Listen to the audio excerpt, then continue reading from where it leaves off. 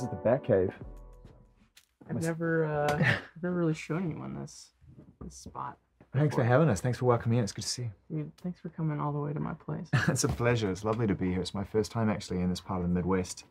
And being out here, I realized, like, wow, isolation plays such a big part in your creative spirit, right? Yeah, the isolation helps when creating something. I think that people would assume that the pressure of, making another record to follow, kind of something that was considered a big moment for us in our career, would be the pressure, when really it's the tiny comments that I think about. Like when someone, like a friend's mom says, I love your last record. I could just press play and listen to the whole thing as I worked out.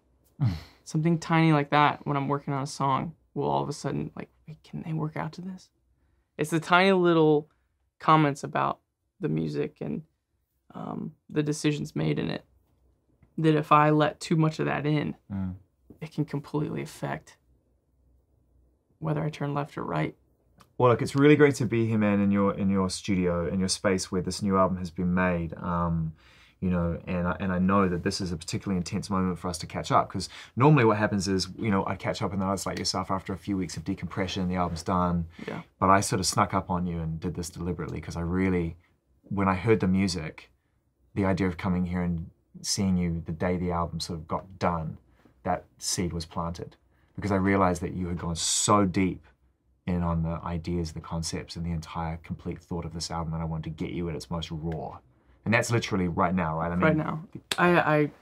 I'm pretty tired, and every moment away from a song is very valuable because of the fresh ears aspect of it. How was that break that you took? Necessary? It was very necessary. A lot of the last album cycle, there's a lot of traveling and. Well, you caught lightning in a bottle. I mean, you had to write it as you had to go. You had to go. Yeah, the schedule was very unpredictable. This is the next thing we need to do to capitalize on the momentum. This time around, I'm looking forward to a little more structure. Like, we kind of know what to expect a little bit more, which is fantastic. And yet you find yourself, from what I've heard of this album, which is the whole thing thus far, is that you have chosen this opportunity to dive deeper. I love stories. I love being able to dive into a story and write from that perspective. A lot of my writing is obviously very personal and something I'm working through, but there's some of it that I, like to understand the people around me and try to dissect and analyze it. And I wanted to create a world that I could to go into and write from, and in that world I was I could control the exterior and what was kind of pushing down on me, and that control was very helpful in the creative process. Where in reality I can't really control that, how people perceive it or what pressures are being applied to what types of songs should be written, what type of record should be written, and how people feel about it. What decisions we should make, and what shows we should play, and whether or not we should do live TV, and all the stuff that I don't particularly enjoy. You lived that life, really lived inside that world as much as you probably could stomach on the last album, because Blurry Face was. It kind of makes sense, because I feel like Trench, this is, as you said it before to some degree, is a geographical play. It's like you've created a world. Blurry Face was a character. Yeah. So you had to confront that. How did you feel at the end of that experience?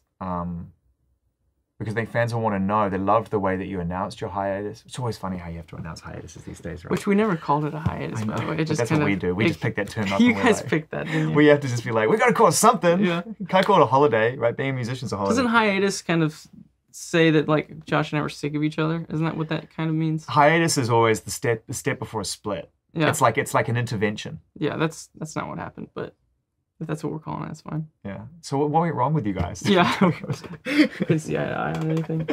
You seem to have a great relationship, and I guess that even at the end of all that touring, I mean, you tell me how it all felt at the end of the Blurry Face campaign with Heathens thrown on top. Yeah. After I wrote Blurry Face, we released it, we started touring it a bunch. There was something sometimes it's hard to start creating. It's kind of like a muscle you have to work out. Well, when the Heathens things came up, I kind of took that as an exercise. Like, let me just get something going. Give me a reason to write right now, because I have a lot to say, but I just can't. Everything I turn to, every progression, every sample just feels uninspired to me right now. And this idea came up while there's this movie coming out, and I didn't know much about the movie, and you know, they want to know if you would write a song for it. I'm like, well, I don't know. That's not really. I've never done anything like that before. And then they showed me a few scenes, and they said, well, you know, we want you to do either like a shoot 'em up Will Smith like song or a twisted love song between the Joker and Harley Quinn. And neither of those things struck me as, I was like, you know, I'm just going to write a song that I feel like is probably going to be for the next record, or at least be for our fans, with my own twist on if I were meeting with those villains and I was bringing someone along, like bring your friend to work day. What kind of conversation would I have in the car before I got him there? In a sense, if this song were to kind of, well, we kind of got shoved into the mainstream.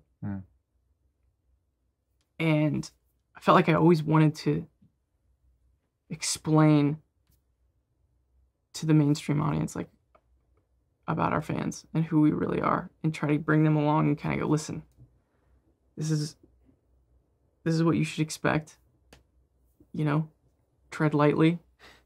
But we're powerful, and these kids have something to say, and they're worth listening to.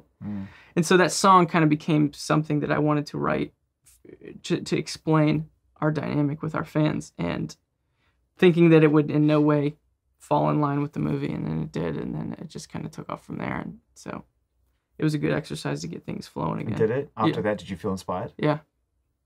Started writing more. Yeah. A lot of ideas. Strange hit.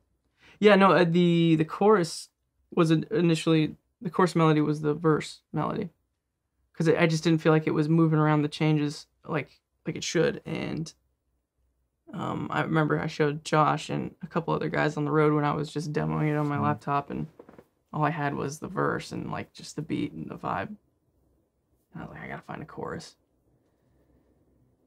And a few minutes after I'd showed them, we're, you know, getting ready for the show, and I hear someone, I still don't know who it was. It was one of the 4 or 5 guys that I was kind of just showing stuff to. They whistled the melody of what I thought was the verse down the hall as I was getting ready. And that's when I was like, that's the chorus. So how do we get to Trench, Tyler? How do you go from a character-based concept into something which is an entire world, which requires so much more fleshing out and so much more color, and the videos require so much more commitment and everything else? Yeah, well, you asked earlier, like, how was it to take a break, the hiatus, and to step away for what is now, I guess, a year. Honestly, the moment our last show, which was here in Columbus, it's like our final show of the entire cycle, I went home and I started coming up with this world, and it started to consume me, is all I could think about. I know every aspect of this world. Like, I know what the weather's like in this world, and I wanted to go there and write from that place. And this studio then kind of became, in a sense, my version of it. And I really wanted to dive deeper into the narrative of who Blurryface is. Not just to me, but who he's become. You know, it's always probably very true, but it seems a little cliche to say, you know, we wouldn't be here without our fans, and you know, this is about our fans, and it wouldn't be without them. But I don't think they know how much they've written the narrative, and how much of a back and forth we've been having without them really even being fully aware. this record is, I mean, they really did help write it. This thing wouldn't be breathing without them, and they helped create this world as well. How do you absorb that influence? Because you can see it when you're on a stage, and you can hear it when you have a chance to meet them and talk to them about it. And how do I hear them? Yeah, like, are they taking? Yeah, it is the internet, man. Yeah. Yeah, I'm around. They're fleshing it out. They're taking Blurryface and they're writing things about it, and they're adding to it and moving things around. And yeah, I mean, that's just incredible. That's like creative collaboration in real time. Yeah, I mean, the character of Blurryface was this person to me that I was trying to confront. But then as the record cycle went on, and as I saw him kind of come to life through other people's perspective and our fans, the way that they viewed him, it drove me to like agree with them on how he's perceived. And how's he changed? How's it changed?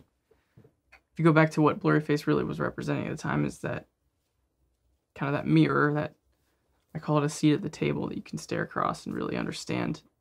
I mean, everyone knows what they don't like about themselves, but how do you compensate for that? What are you doing because you don't like that? Trying to understand that and maybe fix that. Then I realized that it's all about jurisdiction, where there's certain places that I'll be, whether it's mentally or physically, where he has jurisdiction. And if I can try to leave those places, if I can try to stay away from those places, then he starts to lose a little more of a grip and control of me. And that's what Trench was and what it is. And help me kind of like compartmentalize in my mind where I need to try to leave and get to somewhere that's safer and a little more unpredictable, a little more wild, much more creative, a little scarier, a little bit of an abyss. But you don't have to play by his rules. That's helped. I wonder when you realized that you were different, you thought about things different and things settled with you differently, and at what point in your life you realized that you were going to have to develop some tools in order to function and live with just the person that you are.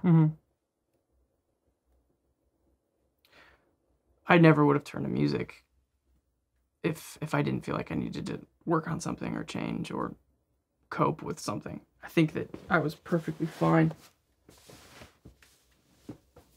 before music, and then something happened where it just felt like a buildup of some sort, and I didn't know how to release that. I didn't know how to decompress that and to have an outlet for it. And I was forced to learn how to play the piano, at least the way I look at it.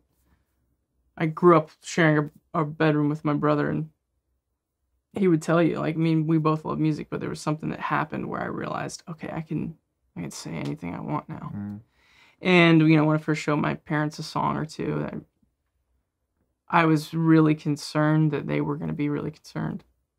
And how'd your parents take it? Well, that's what was so surprising about it, was when I was concerned about, like, it felt like when I was writing a song and I would show someone, it was like, okay, now let's start the conversation. But what would usually have been the beginning of a long conversation / check up on you / lecture was just, wow, that's great. And that was it. Like, that was the end of the conversation. And that's why I was like, I can do this more. The relief. I don't have to, like, keep on talking about it afterwards. What role did your faith play in that when you were growing up and trying to kind of be the person that you grew up being, and also growing into being a young adult and wanting to be an artist and wanting that freedom, that flexibility to touch on subjects because you've got to get it out of your system, right? Like, I could see that could create a conflict if it wasn't managed right. I have this theory about leapfrogging in generations. And I think kind of apply to faith, can apply to wealth. There's this constant kind of overcompensation and then compensating that.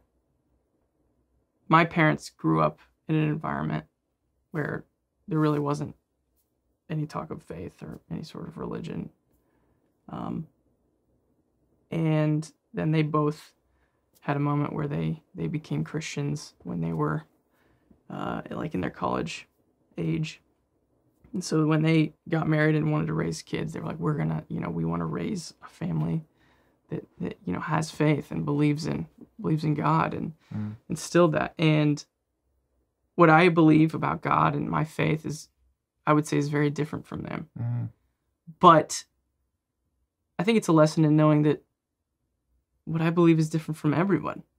Even my mom and my dad, people who formed me, they should, in theory, have the closest version of it, but it's so different, even that.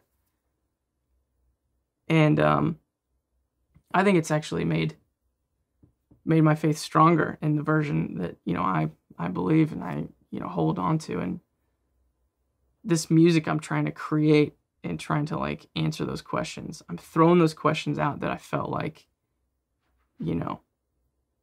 weren't supposed to be asked. But when I ask it in a song, my parents just say, that's great. And that was such a big moment for me. And so, yeah, my faith is constantly playing a part in the music that I write.